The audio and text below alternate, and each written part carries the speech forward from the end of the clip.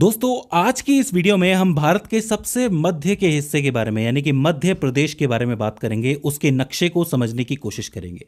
जैसा कि आपको पता है कि हम भारत के अलग अलग राज्यों के नक्शों को, उनके ज़िलों को समझने की कोशिश कर रहे हैं। तो इस सीरीज़ में आज नंबर है मध्य प्रदेश का। दोस्तों, 3,08,000 वर्ग किलोमीटर क्षेत्रफल के साथ मध्य प्रदेश राजस्थान के बाद भारत का दूसरा सबसे बड़ा राज्य है। यह भारत के उत्तर मध्य हिस्से में बसा हुआ प्रायद्वीपीय पठार का ही एक हिस्सा है, जिसकी उत्तरी सीमा पर गंगा जमुना के मैदानी इलाके आते हैं, पश्चिम में अरावली श्रृंखला आती है, पूर्व में छत्तीसगढ़ के मैदानी इलाके आते हैं और दक्षिण में ताप्ती घाटी और महाराष्ट्र के पठार आते हैं। जी हाँ, ये जो मैदानी इलाके मैंने आपको बताए, आपको पता है कि ऊपर से गंगा जमुना बहती है, तो गंगा जमुना के मैदानी इलाके हैं। पश्चिम में पूरी अरावली पर्वत श्रृंखला आपको नजर आएगी, पूर्व में छत्तीसगढ़ के मैदानी इलाके हैं, दक्षिण में आपको नदी मिलेगी ताप्ती नदी, उसकी घाटी है, और महाराष्ट्र के पठार भी है। मध्य प्रदेश की जो स्थल आकृति है यानी कि वहाँ के स्थल की जो आकृति है वो नर्मदा और सोन नदी की घाटी द्वारा निर्मित होती है।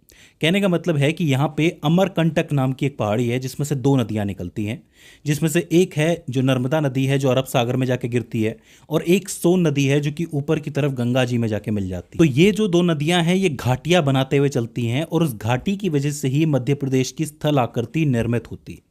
मैं आपको बता दूं कि नर्मदा और सोन नदी की जो घाटी है उसका क्षेत्रफल तकरीबन 86,000 वर्ग किलोमीटर में फैला हुआ है, जो मध्य प्रदेश के क्षेत्रफल का 26% है। जी हाँ, मतलब पूरा जो क्षेत्रफल है उसमें से 26% पे तो ये दो घाटियां ही है, एक नर्मदा घाटी, एक सोन घाटी। और बात करें इस नर्मदा सोन घाटी के बारे में तो मैं आपको बताऊं कि ये एक संकीर्ण और लंबी घाटी है जिसका विस्तार पूरे राज्य में पूर्व से पश्चिम तक फैला हुआ है। ऊपरी घाटी में सोन नदी बहती है जहाँ पे आपको शहडोल और सीधी जिले जैसे मिलेंगे। अभी मैं आपको जिलों के बारे में बताऊंगा, यहाँ पे शहडोल और सीधी जिले आते हैं। वहीं जो निचला भाग है जहाँ पे नर्मदा घाटी है, नर्मदा का बेसिन क्षेत्र है, वहाँ पे आपको नरसिंहपुर, रायसेन, खंडवा, खरगोन, बड़वानी, होशंगाबाद, मंडला और जबलपुर जैसे इलाके मिल जाएंगे। लेकिन यहाँ ये बात जानना जरूरी है कि नर्मदा घाटी जो है वो सोन घाटी के मुकाबले ज्यादा यूज की जाती है कृषि के लिए। वो इसलिए क्योंकि नर्मदा घाटी के पश्चिम में काली मिट्टी पाई जाती है जो कि कपास के लिए काफी उपयुक्त मानी जाती है।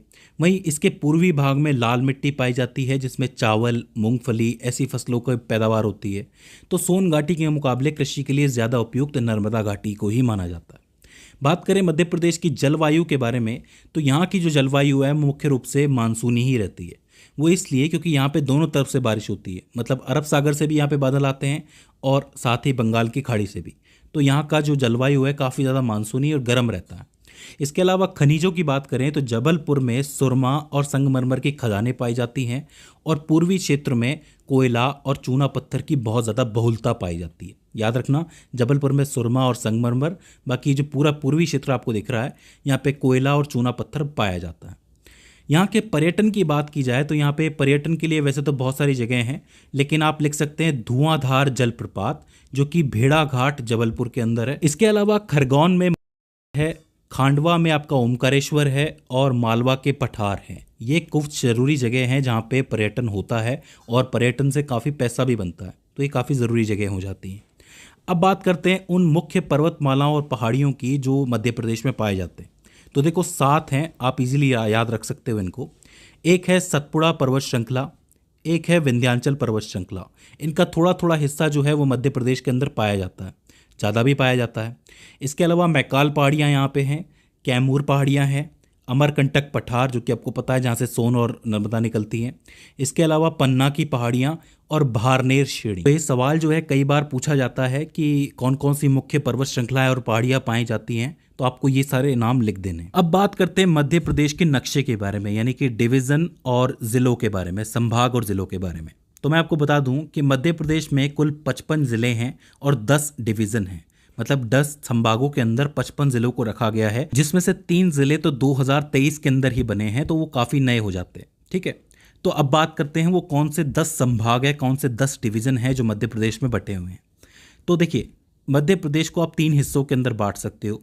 एक है आपका पश्चिमी हिस्सा, एक है मध्य वाला हिस्सा और एक है पूर्वी हिस्सा। हम पश्चिम से पूर्व की तरफ बढ़ सकते हैं। सबसे पहले पश्चिमी हिस्से की बात करें तो यहाँ पे आपको 2 इंपॉर्टेंट डिवीज़न मिलेंगे। एक है ऊपर उज्जैन और नीचे है इंदौर। उज्जैन को आप महाकालेश्वर के नाम से याद रख सकते हो। उज्जैन में कई सारे ज़िले पाए जाते हैं, जैसे कि उज्जैन, रतलाम, मंदसौर, नीमच, शाजापुर, देवास और आगर मालवा। याद रखिए, उज्जैन, रतलाम, मंदसौर, नीमच, शाजापुर, देवास और आगर मालवा। इसके अलावा इंदौर की बात की जाए तो इंदौर में इंदौर, धार, झाबुआ, अलीराजपुर, खंडवा, बड़वानी, बुरहानपुर और खरगोन जैसे ज़िले पाए जाते हैं। तो दो आपके डिवीज़न हो जाते हैं, एक उज्जैन डिवीज़न है, एक इंदौर डिवीज़न है। अगर आप इसको ऐसे याद रखोगे तो ज़रूर हो जाएंगे। इसके बाद हम चलते हैं मध्य भाग के अंदर। मध्य भाग में 4 डिवीज़न आते हैं। सबसे ऊपर आता है आपका मध्य प्रदेश की शान बोले तो चंबल। चंबल में 3 ज़िले हैं, एक है श्योपुर, एक है मुरैना, एक है भिंड। अब ये किस लिए फेमस है? चंबल नदी के लिए फेमस है, क्योंकि चंबल नदी इन जिलों से होके गुजरती है और यहाँ की काफ़ी सारी सिंचाई की व्यवस्था उसके ऊपर डिपेंड करती है। इसके बाद आप नीचे आओगे तो आपको मिलेगा ग्वालियर। ग्वालियर बोले तो यहाँ की दही जलेबी बहुत फेमस है, आपको पता होगा। ग्वालियर में आता है आपका ग्वालियर, दतिया मेरा गांव, शिवपुरी, अशोकनगर और गुना। ग्वालियर, दतिया, शिवपुरी, अशोकनगर और गुना। ठीक है। इसके बाद हम नीचे आते हैं, इसके नीचे आएगा आपका भोपाल डिवीज़न। भोपाल जो है वो मध्य प्रदेश की राजधानी भी है, आपको पता होगा। तो भोपाल डिवीज़न में पाया जाता है राजगढ़, विदिशा, रायसेन, भोपाल और सीहोर। 5 ज़िले हो जाते हैं, राजगढ़, विदिशा, रायसेन, भोपाल, सीहोर। इसके बाद एक छोटा सा डिवीज़न और आता है, वो है नर्मदापुरम। नर्मदापुरम जो है नर्मदा नदी से निकला है। इसमें 3 ज़िले पाए जाते हैं, होशंगाबाद, हरदा और बैतूल। बैतूल को तो कई नदियों का गढ़ भी कहा जाता है। आपको बताना है कि यहाँ से निकलने वाली प्रमुख नदी कौन सी है। तो ये आपका मध्य भाग हो जाता है। तो आपका पश्चिम हो गया, मध्य हो गया, इसके अंदर आपके टोटल 6 हो जाते हैं। अब हम चलते हैं पूर्व की तरफ। पूर्व में सबसे पूर्वी जो ऊपर की तरफ नजर आएगा वो है रेवा। कुछ इसको रीवा भी कहते हैं, रेवा भी कहते हैं।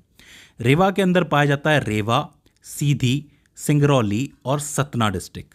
तो ये 4 हो जाते हैं, रेवा, सीधी, सिंगरौली और सतना डिस्ट्रिक्ट। इसके पास में आप देखोगे तो आपको शहडोल डिवीज़न नज़र आएगा।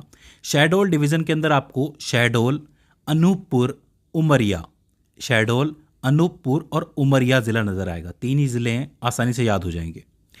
इसके नीचे सबसे बड़ा डिवीज़न जो आपका आता है मध्य प्रदेश का वो है जबलपुर। वो इसलिए क्योंकि इसके अंदर बहुत सारे ज़िले आते हैं। जबलपुर के अंदर एक तो जबलपुर है ही, आप याद रख सकते हो। इसके अलावा कटनी, नरसिंहपुर, छिंदवाड़ा, सिवनी, मंडला, बालाघाट और ढिंडोरी। जबलपुर, कटनी, नरसिंहपुर, छिंदवाड़ा, सिवनी, मंडला, बालाघाट और डिंडोरी। अब यहाँ पे याद रखने वाली बात यह है कि जो छिंदवाड़ा है वो पहले सबसे बड़ा डिस्ट्रिक्ट था यहाँ का, लेकिन छिंदवाड़ा में से एक नया डिस्ट्रिक्ट भी निकला है। छिंदवाड़ा में से पादूना नाम का एक डिस्ट्रिक्ट निकला है 2023 के अंदर, जिसको 55वां डिस्ट्रिक्ट बताया गया है। मैं आपको भी बताऊंगा तीनों नए डिस्ट्रिक्ट के बारे में। फिलहाल आप याद रखिए कि छिंदवाड़ा से ही बना है वो 55वां डिस्ट्रिक्ट। इसके बाद आता है आपका आखिरी डिवीज़न जो कि है सागर डिवीज़न। सागर जैसी आंखों वाली। सागर डिवीज़न में है आपका सागर, दमोह, पन्ना, टीकमगढ़ और छतरपुर। इसके अलावा एक नया डिस्ट्रिक्ट और था, निवाड़ी भी इसके अंदर था। तो सागर, दमोह, पन्ना, टीकमगढ़, छतरपुर और निवाड़ी। तो इस तरीके से आपके 10 संभाग पूरे होते हैं। आप याद रख सकते हो इनको अलग अलग दिशाओं के आधार पर तोड़ के। 2 तो आपके पश्चिम में है, उज्जैन और इंदौर। 4 आपके मध्य में है, चंबल, ग्वालियर, भोपाल और नर्मदापुरम। और 4 आपके पूर्व के अंदर हैं, रेवा, शाहडोल, जबलपुर और सागर। तो ये हो जाते हैं आपके टोटल ज़िले। ये तो सब हो जाता है 52 ज़िले। अब मैं आपको बताता हूँ कि वो कौन से 3 ज़िले हैं जिन्हें नया बनाया गया था 2023 के अंदर। तो देखो, जो 53वां डिस्ट्रिक्ट है वो रीवा से निकला है। रीवा या फिर रेवा जो आपका डिस्ट्रिक्ट है उसी से निकला है, जिसका नाम है महूगंज। महूगंज को 53वां जिला बनाया गया था 2023 के अंदर। इसके अलावा ये जो आपको सतना दिख रहा है, सतना ज़िला, इसमें से एक नया ज़िला निकला है जिसका नाम है मैयर ज़िला, जिसको आप 54वां ज़िला कहोगे। इसको भी 2023 के अंदर बनाया गया था।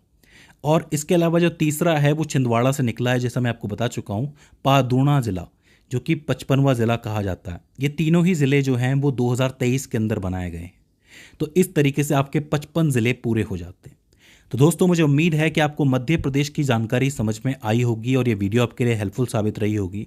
अगर इसके बाद भी इसके अंदर आपको कोई क्वेरी आती है, कोई दिक्कत आती है, तो आप हमें बता सकते हैं। और इसके साथ ये भी बता सकते हैं कि अगला कौन सा राज्य होना चाहिए जिस पे हम बात करें। तो दोस्तों, आज की इस वीडियो के अंदर बस इतना ही। See you in the next one.